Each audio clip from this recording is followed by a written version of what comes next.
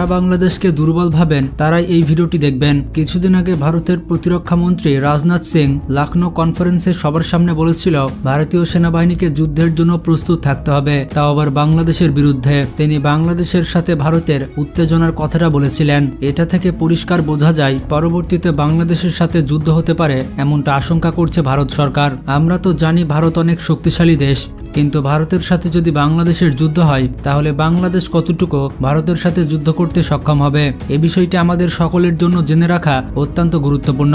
আজকে আমরা জানতে চলেছি বাংলাদেশের সামরিক শক্তি কতটুকু, আর বাংলাদেশ কি পারবে ভারতের সাথে যুদ্ধ করে টিকে থাকতে, নাকি বাংলাদেশ প্রথম দিনই হেরে যাবে। যারা যারা দেশকে ভালোবাসেন তারা ভিডিওটিতে একটি লাইক দিয়ে দিন আর চ্যানেলটি সাবস্ক্রাইব করে ফেলুন। গ্লোবাল ফায়ার পাওয়ার 2024-এর র্যাঙ্কিং অনুযায়ী বিশ্বের ক্ষমতাসীন দেশগুলোর মধ্যে বাংলাদেশের অবস্থান হচ্ছে 37তম। বাংলাদেশের কাছে রয়েছে 1,63,000 অ্যাক্টিভ সোলজার, যেটা পুরো পৃথিবীর 34তম সব থেকে বিরাট সেনাবাহিনী। একটি দেশের যুদ্ধ ক্ষমতা হয় সে দেশের জনসংখ্যার উপরে ভিত্তি করে, আর বাংলাদেশ পৃথিবীর 8ম বৃহত্তম জনসংখ্যার দেশ। বাংলাদেশের 40% মানুষ যুদ্ধের জন্য উপযুক্ত। তাছাড়া বাংলাদেশের কাছে রয়েছে 68 লক্ষ প্যারামিলিটারি। এই প্যারামিলিটারি মানে হচ্ছে আধা সামরিক বাহিনী। বাংলাদেশের প্রতিরক্ষা বাজেট পৃথিবীর 43তম সর্ববৃহৎ বাজেট। বাংলাদেশ প্রতি বছর সামরিক খাতে ব্যয় করে $7 বিলিয়ন। ক্রয় ক্ষমতার দিক থেকে বাংলাদেশের অর্থনীতি পৃথিবীর 27তম, যেটা বাংলাদেশের যুদ্ধ ক্ষমতাকে অনেক গুণ বৃদ্ধি করেছে। আপনারা যারা মনে করছেন বাংলাদেশ অতি দুর্বল রাষ্ট্র, তাহলে আপনাদেরকে বলে দিতে চাই বাংলাদেশের কাছে রয়েছে 350টির বেশি যুদ্ধ ট্যাঙ্ক, এর পাশাপাশি 13,000-এর বেশি সামরিক যান রয়েছে।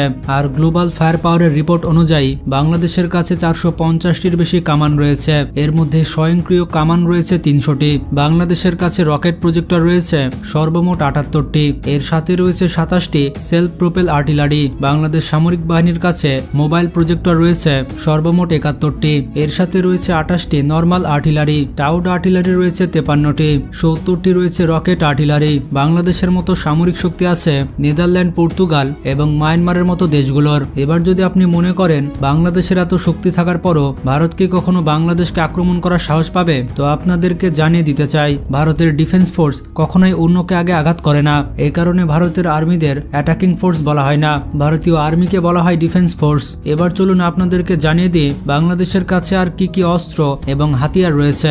বাংলাদেশের কাছে রয়েছে ক্ষমতা সম্পন্ন বিমান ফোর্স, যেটা পৃথিবীর মধ্যে 39তম। বাংলাদেশ বিমান বাহিনীর কাছে 216টি বিমান রয়েছে, যেখানে যুদ্ধ বিমান রয়েছে 44টি। বাংলাদেশের কাছে হেলিকপ্টার রয়েছে মোট 73টি, আর এই সবগুলো হেলিকপ্টার অনেক ডেঞ্জারাস। বাংলাদেশ বিমান বাহিনীতে 16টি F-7 যুদ্ধ বিমান রয়েছে, তার সাথে 9টি কে প্রশিক্ষণপ্রাপ্ত বিমান রয়েছে। শুধু এতটুকুই নয়, 15টি রয়েছে L-7 বিমান এবং 23টি PT-6 প্রাথমিক বিমান। এর সাথে রয়েছে Mi-71 যুদ্ধ বিমান, 2টি W-3 সামরিক বিমান। 2011 সালে বাংলাদেশ বিমান বাহিনী বেশ কয়েকটি ডেঞ্জারাস বিমান কিনেছে, যেগুলোর মধ্যে সবগুলোই ভয়ঙ্কর এয়ারক্রাফট, যার সাহায্যে আকাশ থেকে ভূমিতে এবং ভূমি থেকে আকাশে যে কোনো লক্ষ্যবস্তুতে হামলা করতে সক্ষম। বাংলাদেশ বিমান বাহিনী সম্প্রতি চীন থেকে 2 রেজিমেন্ট বিমান ক্রয় করেছে। কিছুদিন আগে বাংলাদেশ বিমান বাহিনীতে যুক্ত হয়েছে JS-11B। এটা একটি বিপজ্জনক রাডার ব্যবস্থা।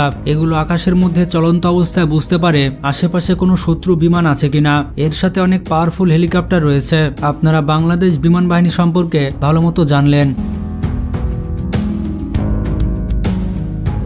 এবার আপনাদের জানিয়ে দিই বাংলাদেশ নৌবাহিনী কতটা পাওয়ারফুল। সব মিলিয়ে বাংলাদেশ নৌবাহিনীর কাছে মোট যুদ্ধ জাহাজ রয়েছে 109টি। বাংলাদেশের কাছে রয়েছে 7টি ফ্রিগেট, এর পাশাপাশি বাংলাদেশের কাছে রয়েছে 6টি করভেট। বাংলাদেশ নৌবাহিনীর কাছে সাইলেন্ট কিলার অর্থাৎ সাবমেরিন রয়েছে 2টি। বাংলাদেশ সরকারের উদ্যোগে 2030 সালের মধ্যে বাংলাদেশ সামরিক বাহিনীকে আরো বেশি করে উন্নত করার জন্য নতুন ধরনের যুদ্ধ সরঞ্জাম ক্রয় করা হচ্ছে এবং 30 সাল পর্যন্ত করা হবে। মাঝে মধ্যে এমন দেখা যায় মিয়ানমারের রকেট বাংলাদেশের সীমানায় ঢুকে পড়ে, অনেক সময় মিয়ানমারের প্লেন বাংলাদেশের সীমানা লঙ্ঘন করে। এরকম অবস্থায় বাংলাদেশের কাছে যদি সারফেস টু এয়ার মিসাইল থাকে, তাহলে কোনোভাবে মিয়ানমারের রকেট কিংবা যে কোনো ধরনের সামরিক যান বাংলাদেশের বুকে প্রবেশ করতে পারবে না। এটি বাংলাদেশ সেনাবাহিনীতে যুক্ত হয়ে গেলে সেনাবাহিনীর জন্য একটি বড় আশীর্বাদ মনে করা হবে।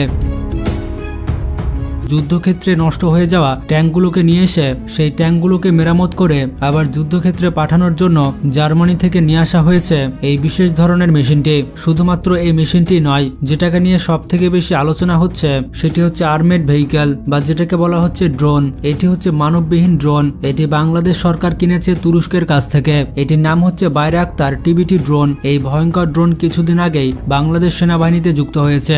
এটি বর্তমান পৃথিবীতে সব থেকে পাওয়ারফুল ড্রোন হিসেবে পরিচিত। ইউক্রেন রাশিয়া যুদ্ধে এইরকম মাত্র 200টি ড্রোন দিয়ে রাশিয়ার মোট 13,000 অস্ত্র ধ্বংস করেছে। মূলত এই ড্রোনের কারণে ইউক্রেন রাশিয়ার বিরুদ্ধে যুদ্ধে টিকে আছে। রিউটার্সের প্রতিবেদন থেকে জানা যাচ্ছে বাংলাদেশ সেনাবাহিনী তুরস্কের কাছ থেকে বিভিন্ন ধরনের আর্মড ভেহিক্যাল এবং পরবর্তী প্রজন্মের ড্রোন ক্রয় করছে।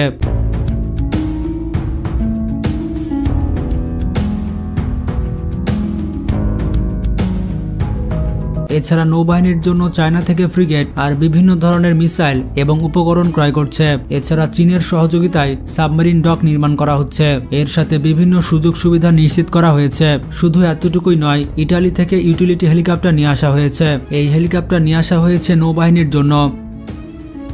এবং কানাডা থেকে অটোমেটিক হাতিয়ার, এর সাথে নিয়ে আসা হয়েছে পাওয়ারফুল স্যাটেলাইট সিস্টেম। সব মিলিয়ে বলা যায় বাংলাদেশ এক নতুন প্রজন্মে পা দিয়েছে। এতক্ষণ আমরা বাংলাদেশের সামরিক শক্তি সম্পর্কে জানলাম, আর যেটা থেকে আপনারা বুঝতে পারলেন বাংলাদেশকে আক্রমণ করা অতটাও সহজ নয়।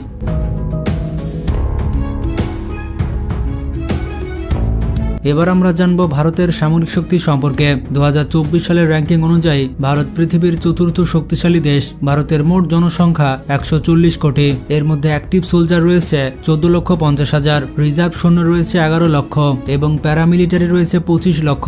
সব মিলিয়ে বলা যায় ভারতের সৈন্য শক্তি অনেক বেশি। পৃথিবীর দ্বিতীয় সব থেকে বড় সেনাবাহিনী ভারতের কাছে রয়েছে। বর্তমানে ভারতের সামরিক বাজেট হচ্ছে $54 বিলিয়ন। ভারতের কাছে যুদ্ধ ট্যাঙ্ক রয়েছে 4,600টি, পেট্রোল ভ্যাসেলস রয়েছে 1,48,000। ভারতের কাছে সেলফ প্রোপেল আর্টিলারি রয়েছে 100টি, টাউড আর্টিলারি রয়েছে 3,300টি, MLRS রয়েছে 1,500টি। এবার যদি আমরা ভারতের বিমান বাহিনীর কথা বলি, তাহলে ভারতের বিমান বাহিনী পৃথিবীর চতুর্থ শক্তিশালী বিমান বাহিনী। ভারতের বিমান বাহিনীর কাছে মোট বিমান রয়েছে 2,200টি। এর মধ্যে যুদ্ধ বিমান রয়েছে 577টি। এর মধ্যে বেশ কয়েকটি বোমারু বিমান রয়েছে। অ্যাটাক ড্রোন হিসেবে রয়েছে অ্যান্ট্রন অ্যাটাক ড্রোন। তাদের ইলেকট্রনিক ওয়ারফেয়ার হিসেবে রয়েছে FI-A-15। যুদ্ধক্ষেত্রে শত্রুপক্ষের নেটওয়ার্ক বিচ্ছিন্ন করা এবং তাদের ধ্বংস করার জন্য এই ধরনের বিমানগুলো কিন্তু ব্যবহার করা হয়। ভারতের বিমান বাহিনীতে ফাইটার জেট হিসেবে রয়েছে সুখোই এবং MiG-29। এর সাথে রয়েছে মিরাজ 2000, রয়েছে MiG-21 এবং রাফাল।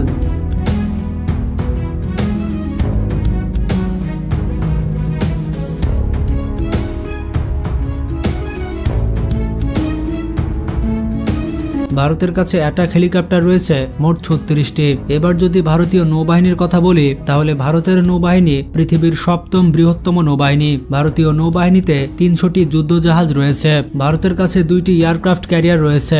এর পাশাপাশি 11টি ডেস্ট্রয়ার রয়েছে, রয়েছে 12টি ফ্রিগেট এবং 19টি করভেট।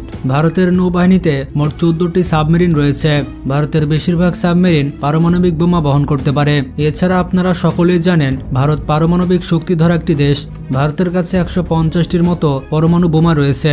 এছাড়া ভারতের কাছে ব্রাহ্মসের মতো ভয়ঙ্কর মিসাইল রয়েছে। সব মিলিয়ে ভারত কিন্তু অনেক শক্তিশালী একটি দেশ। তবে ভারতের শত্রু বিবেচনা করলে এই সামরিক শক্তি যথেষ্ট নয়। চীন এবং পাকিস্তানের মতো সামরিক শক্তিশালী দেশের বিরুদ্ধে ভারতের এই সামরিক শক্তি যথেষ্ট নয়। কারণ চায়নার কাছে 500টি পরমাণু বোমা এবং পাকিস্তানের কাছে 200টি পরমাণু বোমা রয়েছে। আর ভারত বাংলাদেশের সাথে যুদ্ধ করলে পাকিস্তান এবং চায়নাও তাদের বর্ডার থেকে আক্রমণ শুরু করবে। আর ভারতের জন্য 3 দিক থেকে লড়াই করা একেবারে অসম্ভব হয়ে যাবে। তাই ভারত কোনোভাবে বাংলাদেশকে আক্রমণ করতে চাইবে না। সব মিলে আমরা কেউই যুদ্ধ করতে চাই না, কিন্তু কেউ যদি পায়ে পা লাগিয়ে যুদ্ধ করতে আসে তাহলে তো কাউকে ছেড়ে দেওয়া হবে না। তো ভিডিওটি কেমন লাগলো কমেন্ট করে জানান। ভালো লাগলে বেশি বেশি শেয়ার করতে পারেন। আজকে এ পর্যন্তই। ভালো থাকবেন। আল্লাহ হাফেজ।